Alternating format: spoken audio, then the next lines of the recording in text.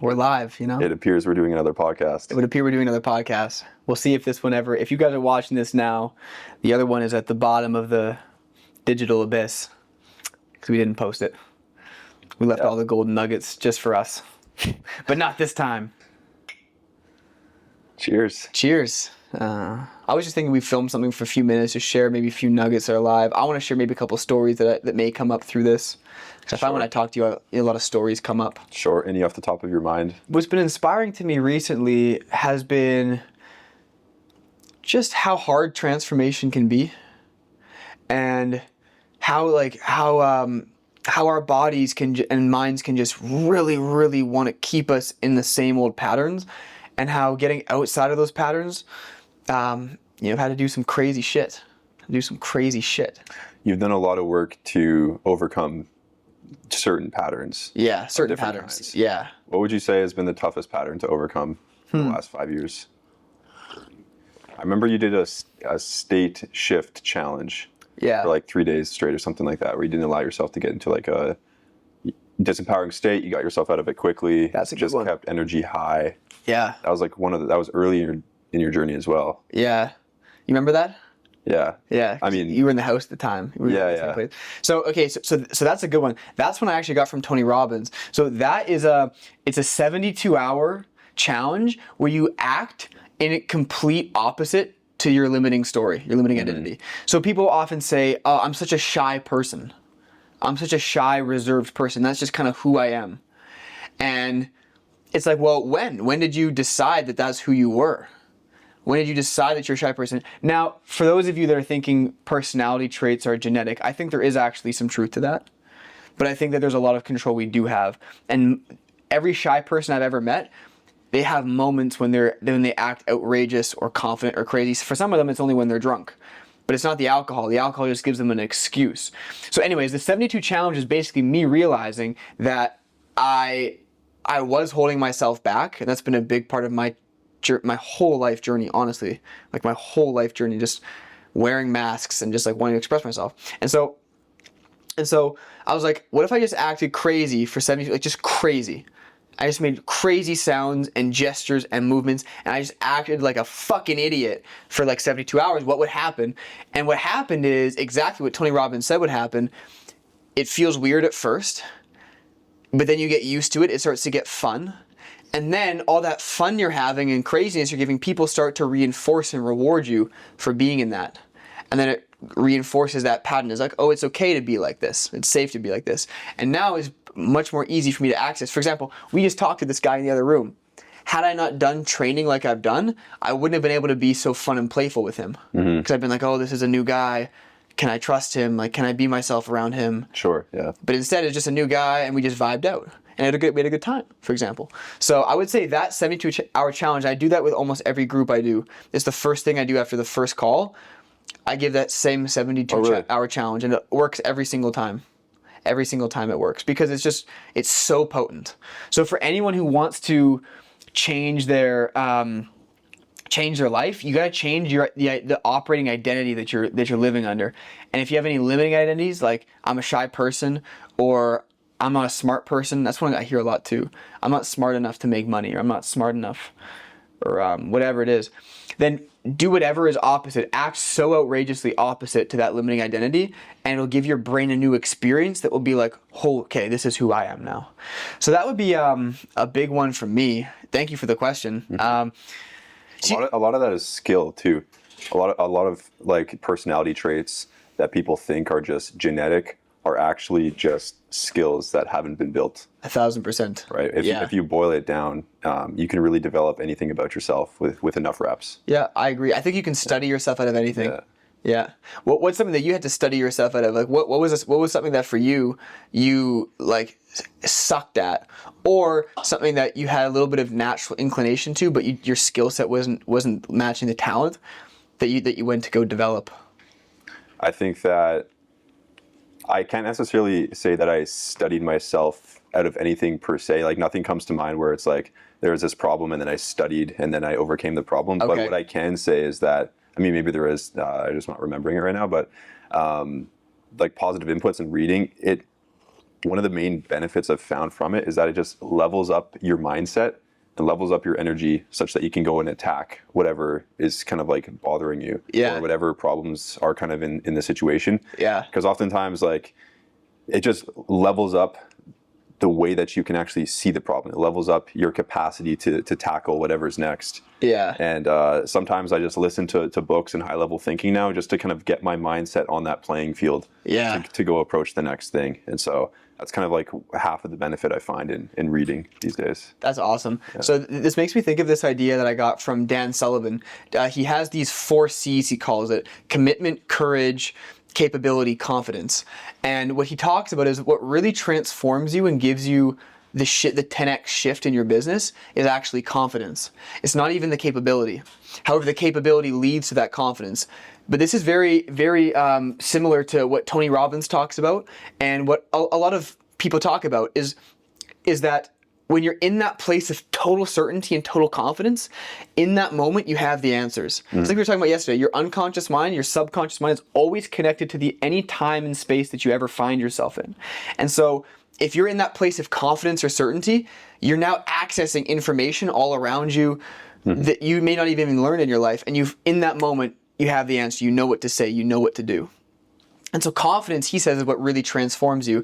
But in order to get to confidence, you usually have to go through these 4 C's. And the first one is basically committing to something that you don't know if you can do or not, where success isn't guaranteed. Like, for example, you and me starting our businesses, we couldn't have done that if we knew success was guaranteed. We had certainty that we'd make it, but we didn't really know. You can't really know. And so you have to be willing to fail, basically. So you commit to something, and then courage is the next step, which is all those things that you don't want to do, that you have to do, that you have to like fight through in order to get to that, like to go through failures. We've had many times where we've had clients that have dropped out, or people we thought we sold that reversed the money back, or other business mistakes we've made that cost us thousands of dollars. Like I've lost thousands of dollars in business just from like not knowing what to do, basically. And so, but then you go through courage, and then through all those failures, he says, you get capability. You learn through that and you get capability, and then that capability allows you to produce better action and gets you results, and those results get you confidence. And then in that place of confidence, you're just like this whole new person. You can just like, Owen Cook calls it the winner effect. There's a book called The Winner Effect. I've been recommended that book recently. I should probably go read it, but I get the idea already. There's like, when you get those wins, you start to get in that energy of momentum and confidence, and then you can just keep attacking.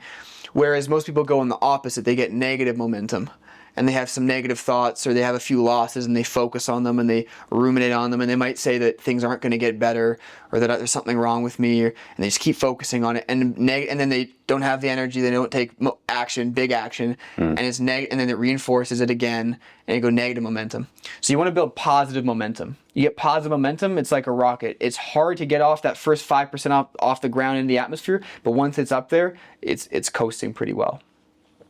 What do you feel like your biggest keys have been to maintaining like a good state in the presence of like setbacks and like not being where you want to be and things of this nature? Because ultimately, like, I feel like that's a big aspect of like confidence as well. It's like, even if you haven't built any like capacity or skill, if you're in a good state, it's so magnetic and you'll find a way anyways. Yes. And so you've done a lot of work around that, and I would argue that you probably have like a high quality state of being emotionally compared to the average person. Yes. Yeah. And so what do you feel like I know you've done a lot of work around that. You've practiced it a lot, and you continue to practice a lot, but you're more so often than not like in a happy mood, carefree, and just kind of enjoying, very present. What would you say your kind of keys are for that? Well, truthfully, I'm secretly depressed, and that's all just a mask. No, I'm kidding. Thank you for that, by the way. I think that, probably like most things, I think it's just a lifestyle. It's just making happiness a standard and making it a lifestyle. How would you make happiness a standard if you kind of had to operationalize that? If I had to make happiness a standard, the first thing I would do is I would commit to it. And I would commit to it even before I knew how I was going to do it, even if I've been depressed for the last 10 years. which is very hard to do that, by the way. If you've been depressed for the last 10 years, it's very hard to just be like, I'm going to now be happy. It seems to the brain, it seems impossible. Seems impossible. Did you make that decision in your own life? So I made that decision about 2.5 years ago, 3 years ago, but I was already feeling good before that. I honestly just realized that good emotions positively affect all my ego-driven desires. So it was actually very ego-driven, I think. It was more just like it's so practical to live in a high vibe state. That was like your first kind of big shift, you realize the practicality of it. Yeah, I was like, I just realized that when I felt like shit, I behaved like shit. When I felt great, I behaved great. It was just so obvious to me. So that and then there's a switch you have to make in your mind where you prioritize state over instant productivity. Sure. Yeah. You have to say, okay, I don't because most productive people, they want to just get it done. But I learned to actually get in a good state first. Pre-work rituals, pre-day rituals. So you realize the practicality of being in a good state, and then therefore it makes more sense to put in the work to get in a good state before anything else. 1,000%. And I also don't live under the illusion that happiness is once I make more money. That's the big illusion that's probably the biggest illusion for most people listening, is they actually believe they're victims to their environment, and they actually believe that a different environment, that's what it'll take for them to be happy. Sure. And now listen, if you're living in like a war-torn country and your family is being killed, many people, their whole family dies within a year in these war-torn countries. That's horrible. So this message isn't for them. That's a different situation. Sure. If you're in a developed country, you have equal opportunity. Yeah. In that case, then the biggest thing is you thinking that a relationship is gonna be the thing that makes everything okay. That's very common. If I just had that perfect person, and then you get in a relationship, and in a year in, you're arguing, and you don't have any emotional regulation skills, and you're fucked. So I think that's a big one too. It's because we're always focused on what's missing. Exactly. No matter what situation we get into. Yeah, absolutely. It's our default wiring. It's our default wiring of our brain, which isn't you. You are not your brain. Do you realize that there are people that are just in third world countries with no money that are blissed the fuck out right now? They're now with nothing. Some of them don't even have family around them, and have no money, and they're experiencing pure ecstasy. So the game of emotional quality is one that is up to us. It's not up to our circumstances. 1,000%. Right? Yeah. And so then the question is okay, we have to decide to do it, and then we have to put in the work to actually curate that inner environment. Yeah. For you, how long did that practice take post realization that it was extremely practical and made a lot of sense? How did you get to the point? How would you describe your emotional environment before that realization? And then how would you describe it now? And then how long did it take to get from point A to point B? Well, I think it's a good question. I think that, so I'm going to answer that question directly, but I also want to say that I still have anxiety and all this kind of stuff. What happens is your survival system, your nervous system, your brain, it still reacts to problems and stress. But what happens is you build up so much presence power. That's what Eckhart Tolle calls it, presence power. You accumulate so much presence power that the ego and the pain body, all the emotional reactions, they don't actually have as much power because you're in this seat of presence, and presence is infinitely more powerful than your ego or pain body. All you have to do is stay in presence, and it'll actually just dissolve. Or answers come to you in that place of presence power. So I'm going to give two things. One is cultivating presence power. So this is just meditation and just learning to connect to energy, learning to become more energy than matter, as Joe Dispenza would say, learning to connect to your essence identity, as Eckhart would say, learning to connect to your beingness, which is beyond your mind. And the way you connect to that is by putting your attention inwards. When you put your attention outwards, you activate your mind. When you put your attention inwards, you activate your being. So learning to be connected to your body, to your breath, to your energy, to the space around you. Eyes closed kind of stuff. You build up presence power. And then the second thing is you want to start to learn how to dialogue with yourself and cultivate a really healthy relationship with yourself, being self-led, leading yourself. leading yourself. So all the parts of you, the parts that are super scared, the parts that are really angry, the parts that have been really hurt, the parts that are so uncertain with your financial stress, with your business, with your children, with your wife, learn to relate to all those parts to yourself and hold space for all of them, not resist them. The minute you start to resist any part of you, the minute you start saying no to the present moment, and saying no to the present moment is where all your problems start. So basically it's cultivate presence power, and then start to learn how to cultivate a healthy relationship with you. And you'll find that everything else will get so much easier when you start to cultivate a healthy relationship with you. It's just natural. Because remember, you're the one interacting with the environment. And so when you is good, all of a sudden, all your dynamics with you and the environment start to get better because you are better.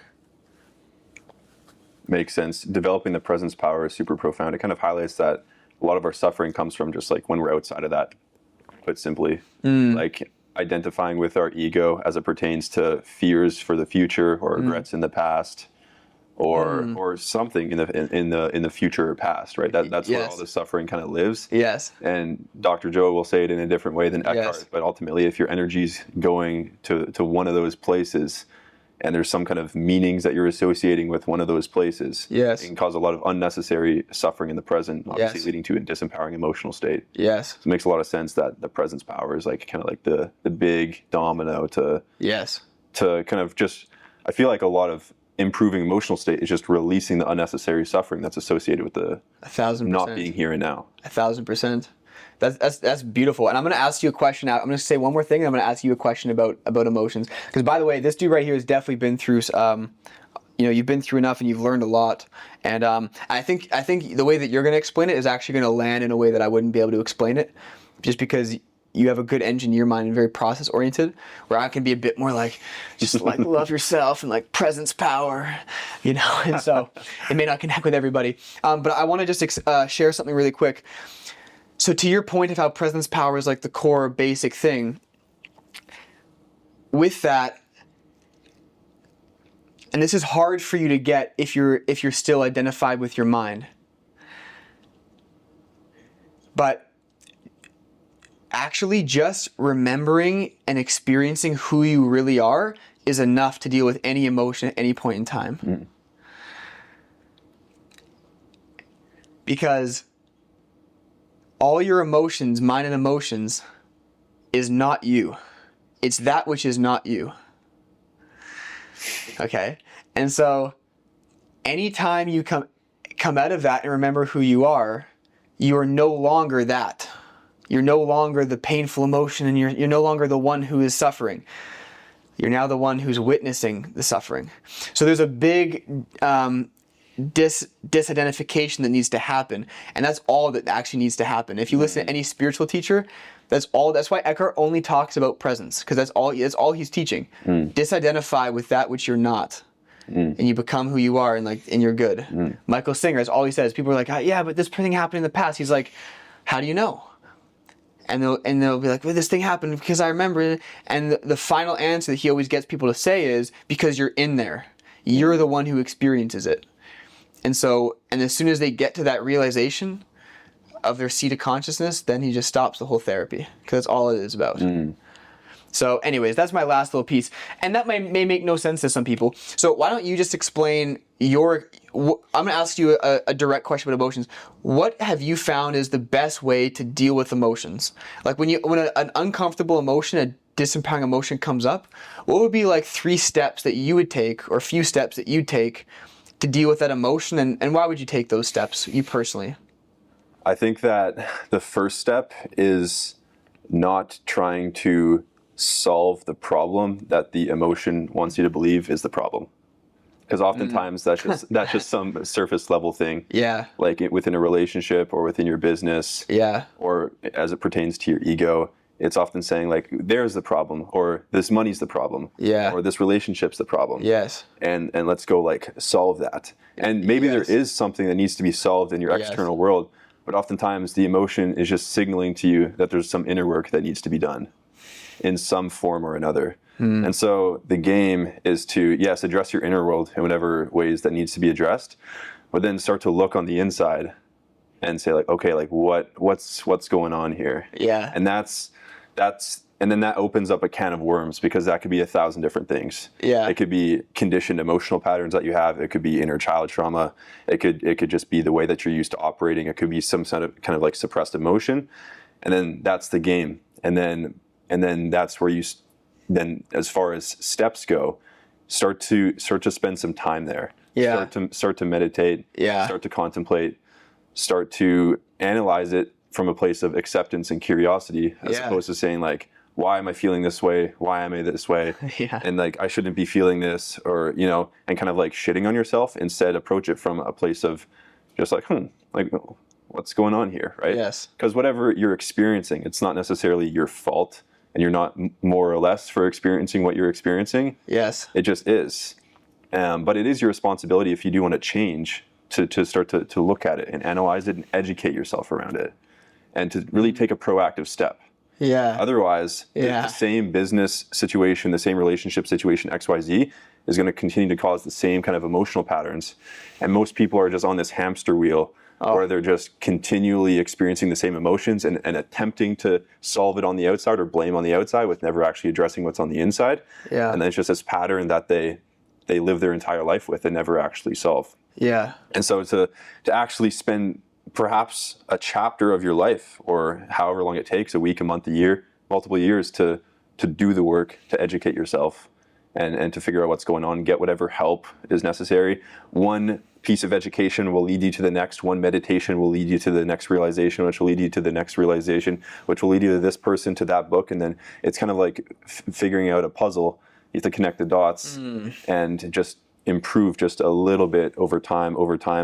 And then life, it'll give you all the opportunity in the world to heal, because it will continually trigger you with different things. It's facts. It'll continually trigger you with different setbacks, with relationships. You're never safe. No, there's no way of avoiding it. Literally. Yeah. Even if you hide under a rock, you're going to face your inner Something's shit. going to come up. Yeah. There's going to be a worm that comes out of the side of the thing, and you're like, fuck. And it's going to lead you like, you betrayed me just like my father. Yeah. And then if you try to lead any type of productive life, you're in business, you have a job, you're in relationships, things are going to trigger you, right? So life is going to have a never-ending stream of opportunities to address your inner world. Yeah. And then it's a point of using each opportunity to say like, okay, what's coming up here? What's the action step? Is there some type of communication that needs to happen? Is there some type of meditation I need to do? Do I need to breathe through this? Is this my inner child thing? Is this disempowering emotional patterns? What kind of area of opportunity is this? And approaching that entire game through a place of self-love and acceptance. One analogy that you mentioned to me was like a bird that has two wings, where one wing is awareness. Yes. Where you're looking on the inside, you're contemplating, you're kind of like becoming aware of what's going on. The other wing is self-compassion. Because sometimes it's easy to be aware without compassion. It's easy to be aware of things and shit on yourself. Or it's easy to be aware of things and still use it as an opportunity to reinforce disempowering emotional patterns. Absolutely. So it's a skill, and it's an important skill to look on the inside, but also do so with compassion. Yeah. Do so with self-love. And so just that's how I would kind of describe that game, is just becoming aware of your inner world. And then, there's no clear roadmap necessarily to heal, because we all have our own complex set of inner stuff going on. But to start to gain awareness and to gain some education, all from a place of self-acceptance, to embark on that journey, because it's a lifelong journey. Some chapters of it will be easier than others. Some chapters will be much more pivotal than others and much more transformational than others. And that's the game we play. That's the game we must play if we want to evolve into the highest level versions of ourselves. Yeah, there's a lot there, man. Yeah. Many things I actually thought of that were actually a really good piece of advice I didn't say. So there you guys have it. Lots of stuff to do. I love that. There's a lot of stuff that I loved about that. I really like the proactive approach piece. Like, just go do something. Go try to do something. We're here on this life. We're here in this spinning ball of rock in the middle of a galaxy. I got to the point where I wanted to just enjoy it. And that's what happens. You kind of just get to a point where you're just bored of suffering. You're just bored of it. I think it comes back to the practicality aspect of it. Yeah. Where you really just realize to deeper and deeper levels that there's no fucking point in suffering. 1,000%. Like, there's actually no point. There's that, 90-second window where we can experience like different like stress and things like this. Yes. But like beyond 90 seconds, or in different circumstances, for experience, an example, grief, you might have like a longer period. Yeah, like if someone of dies. suffering, Yeah. which makes sense, of course. But in a lot of cases, we're perpetuating our own suffering for absolutely no reason, Yeah. other than the fact that we're not aware that we don't have to, or we're aware we don't have to, but we're just not willing to let it go. Absolutely. Yeah, and I think as well, something that makes me think of is I think there's this kind of idea that we should feel good all the time, which I want to believe, but I don't think is actually true. And I think thinking that, in Alan Watts' words, thinking that the light should win, like we should only be beings of light, we try to push away the darkness, believing that we should only feel good, I think is what makes us resist the pain in the first place. The pain comes up and we just like, no, this isn't good, this isn't good. I want to just go back to feeling good. We just think we should feel good. And I think that leads us to resisting the natural pain of life, and it's actually the non-resisting the pain that leads to pleasure as quick as possible, which is kind of ironic. When you're healing, when you're going through emotional work, it's literally a lot of what we're saying is not avoiding it, being compassionately aware of it, and dialoguing with it, and releasing it, but not from a place of resistance, from a place of connection and safety. And so, yeah, I think that's another thing too, is like not expecting life to feel good every moment. And actually, what you end up realizing is that most of the best feelings come right after pain. Most of the best experiences of your life come right after a setback. Yeah, there's no light without dark. Absolutely. And the dark makes you appreciate the light. Absolutely. So, yeah, and you actually asked a question before about how do you deal with setbacks and stuff like that. I think part of it is just knowing that it really is a gift and a lesson that is literally the seed of an amazing experience that's going to happen. It's literally what it is. It's not even like a positive statement. It's like it literally is the seed of your next big thing. And having the faith that that is the case. Yes. And do you feel like you had to do work to develop the faith? Because sometimes when you're in the pocket of suffering or setback, things of this nature, even if you consciously believe that life happens for you, and that every kind of piece of pain is a seed to equal or greater opportunity, it can be tough to kind of have faith that, you know, God, the universe, life is looking out for you, that these setbacks are there to help you grow, to help you prosper in some way. And sometimes having that faith when you're in those moments can be easier said than done. Even if someone were to ask you on the street a month earlier, hey, does life happen for you in those hard times? Like, are you really being guided? Yeah, of course, man. Yeah. And then a month later, you're eating it, or if you've been experiencing something for a longer period of time, and maybe it's harder to carry on to that faith or hold on to that faith for a longer period of time. Do you feel like in your journey you had that faith right from kind of like square one, or do you feel like it was a learning process? And it sounds like you have like a pretty bulletproof level of faith around that now. Yeah. Well, I mean, I think what it was for me is I would challenge anyone watching this to just reflect back on a setback they had 10 years ago and see the gift that led to. You know, like for me, one of the things that was painful at the time was I didn't make the all-star team for volleyball in grade 12. They do like from all the teams, they take like a player or two from each team and go to the all-star game. And I didn't make it in grade 12, which is my best year, just because of the position I played, etc. And I was kind of like I was kind of hurt by that, you know, and I didn't end up wanting to play more club volleyball, and I didn't apply to university. I kind of just stopped playing volleyball. I had a bad taste in my mouth, and I was kind of wanting to be done with it. And same with hockey. Just stopped playing hockey. But one of the gifts of that was it got me to go straight into business and studying and productivity, which is a huge gift actually, because it led me to where I am now, where I don't give two fucks about playing sports now, where at that time it was so important to me. So I think you just like take a look back in your life at certain setbacks and just see how it has led to new awareness, new growth, different people, got you out of a bad situation that you maybe didn't want to be a part of. You know? And so I think that when you start to just look back and see how the pains of the past already have led to good things, it's easy to see how the pains now will lead to better things. You know? Yeah, makes sense. Yeah. So I'm feeling like closing this out. You want to just share like if you had to give like one piece of advice to the audience, or actually how about this? Give me like your take right now. Like you're just like hot take on what you're focused on, what's interesting to you in life, what's alive for you right now. Yeah, my hot take in that regard is somewhat in alignment with what we've been talking about, which is I'm really spending a lot of time kind of like reverse engineering like self-development and also business. kind of like you said, I apply a more like analytical, like engineering type of mind to like self-development per se. And I'm kind of just like doing research and education into like the bare bones elements and factors that contribute to current state of being.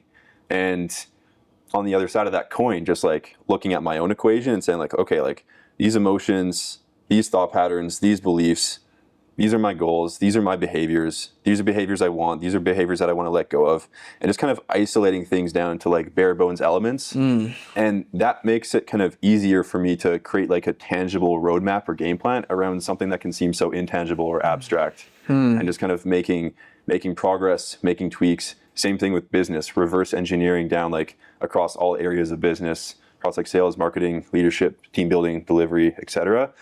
And just spending a lot of time, a lot of focus in those realms of education and implementation. I'm really focused on cutting out things in life that don't need to be there, cutting out time and people and activities that don't really serve me, just focusing on the one thing, which is developing myself and developing my business. Ultimately, the mission of my company, to become your elite self such that you can max out your true potential, is what I'm trying to do in my own life, which is become the version of myself I need to develop the business in a certain way, aka and develop my max potential long term. And so that's kind of like the overarching game that I'm playing, and just kind of like educating myself and focusing on improving myself in the areas that I need to make that happen. I love it. I love it. Well, thank you everybody for tuning in. Again, if we posted this, you're lucky, because these don't always make it on the air. And if you post this on YouTube, give us a comment, a like, what you took away from this, subscribe to the channel, and we'll hope to see you next time. If you want more of the Bailey Bros, 2 Bros, 1 Live, 2 Bros, 1 YouTube, 2 Bros, 1 transformational insight to change your life. If you want more from us together, let us know in the comments. We enjoy doing this. This is pretty fun when we do these together. It's pretty easy to do. Yeah, we can just riff. And yeah, if you guys have any specific kind of topic suggestions or things you'd like to know or anything of this nature, feel free to comment down below.